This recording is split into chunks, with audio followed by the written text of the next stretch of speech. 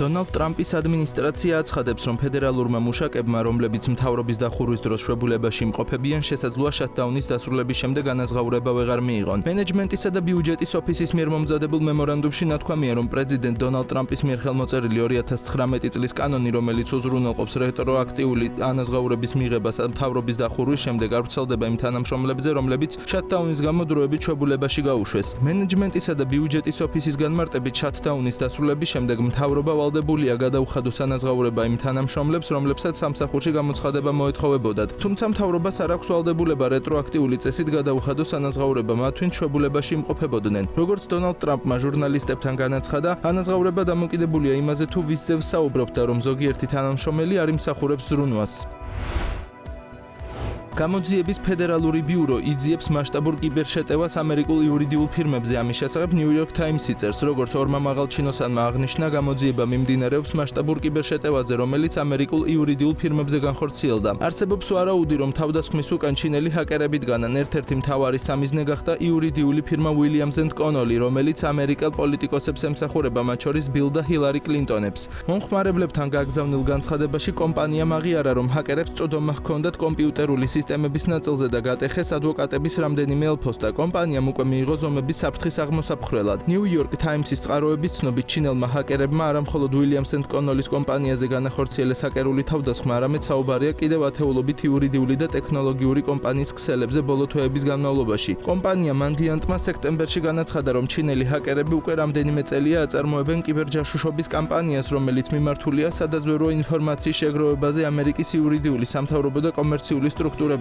კიბერკომპანიის ანგარიში ნათქვამია, რომ შეტევების მიზანია მონაცემების მიღება, რომლებიც დაკავშირებულია ამერიკის ეროვნულ უსაფრთხოებასთან და საერთაშორისო ვაჭრობასთან.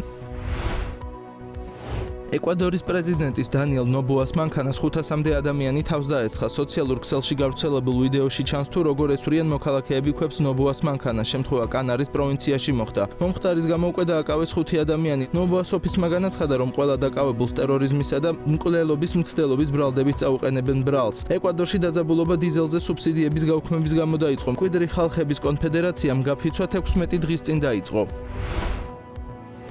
წამყვარი ამერიკული ბანკის Goldman Sachs-ის პროგნოზით მომავალი 2026 წლის განმავლობაში უნცია ოქროს ფასი $4,900 მიაღწევს, რაც თითქმის $1,000 მეტია წინა პროგნოზთან შედარებით. ბანკის შეფასებით საპროგნოზო მაჩვენებლების ზრდა გლობალური გეოპოლიტიკური რისკების დაგროვებით და ოქროზე როგორც სარეზერვო სადაზღვევო აქტივზე მოთხოვნის ზრდით არის განპირობებული. Goldman-ის მოლოდინით 2025 წლის განმავლობაში გლობალური ცენტრალური ბანკები თვეში საშუალოდ 80 ტონა ოქროს იყიდიან, ხოლო 2026 წელს საშუალო შესყიდვის მოცულობა 70 ტონა იქნება. თუკი Goldman Sachs-ის პროგნოზი გამართლდება, მაშინ ოქრო ამჟამინდელ $3,950 ფასთან შედარებით 24%-იან ზრდას დააფიქსირებს.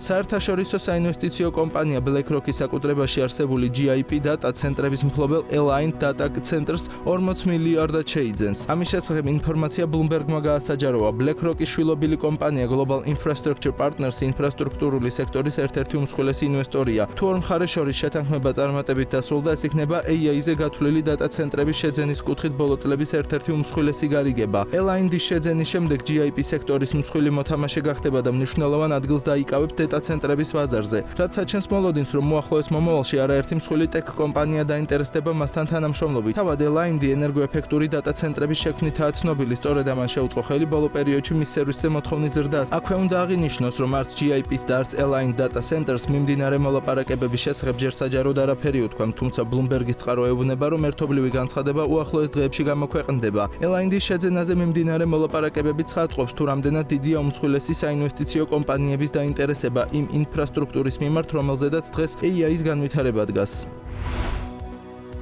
შვედეთის სამეფო მეცნიერებათა აკადემიამ ფიზიკის დარგში 2025 წლის ნობელის პრემიის ლაურეატები გამოავლინა. პრესტიჟული ჯილდო სამ მეცნიერს ბრიტანელ ჯოლ კლარკს, ფრანკ მიშელ დევორესა და ამერიკელ ჯონ მარტინს გადაეცათ. ელექტრულ წრეში მაკროსკოპული კვანტურ მექანიკური ტუნელირებისა და ენერგიის დაკვანტვის აღმოჩენისთვის. მეცნიერებმა ექსპერიმენტების სერია ჩაატარეს, რათა ეჩვენებინათ, რომ კვანტური სამყაროს უჩვეულო თვისებები შეიძლება თვალსაჩინოდ გამოიხატოს ისეთ სისტემაში, რომელიც ხელში ეტევა. მათ მიერ შექმნილი ზეგამტარი ელექტრული სისტემის ნაწილაკებს შეეძლო ერთი მდგომარეობიდან მეორეში ტუნელირების საშუალებით გადასვლა, ისე თითქოს ბარიერს პირდაპირ გადიოდა. გარდა ამისა, მათ აჩვენეს, რომ აღნიშნული სისტემა ენერგიას თანთქავდა და გამოყოფდა განსაზღვრული ოდენობით, ზუსტად ისე, როგორც ამას კვანტური მექანიკა პროგნოზირებდა. ფორდის აღმასრულებელი დირექტორის ჯიმ ფარლის 17 წლის ვაჟიშვილმა გასული ზაფხული ქარხანაში შემდუღებლის პოზიციაზე გაატარა. ამის შესახებ ინფორმაცია თავად CEO-მ გაავრცელა. როგორც ირკვევა, ფარლემ შვილი თავისივე ინიციატივით დაასაქმა, რადგან სურდა მის შვილს საკუთარი ხელით შრომა ესწავლა. ფორდის ხელმძღვანელის თქმით, მნიშვნელოვანია ადამიანს ადრეული ასაკიდანვე ესმოდეს თუ რას ნიშნავს მუშის შრომა. ფორდის ხელმძღვანელმა აღნიშნა, რომ ქარხანაში შემდუღებლად დასაქმება მისი ვაჟის მეტად დისციპლინირებული გახადა. ასევე ისწავლა პრობლემების დამოუკიდებლად გადაჭრა და ხალხთან ურთიერთობა. თავისი შვილის მაგალითზე საუბრისას ფარლემ ქვეყანაში სამუშაო ძალის კრიზისიც გაამახვილა ყურადღება და განაცხადა, რომ შტატებს ამ კუთხით მნიშვნელოვანი გამოწვევა აქვს.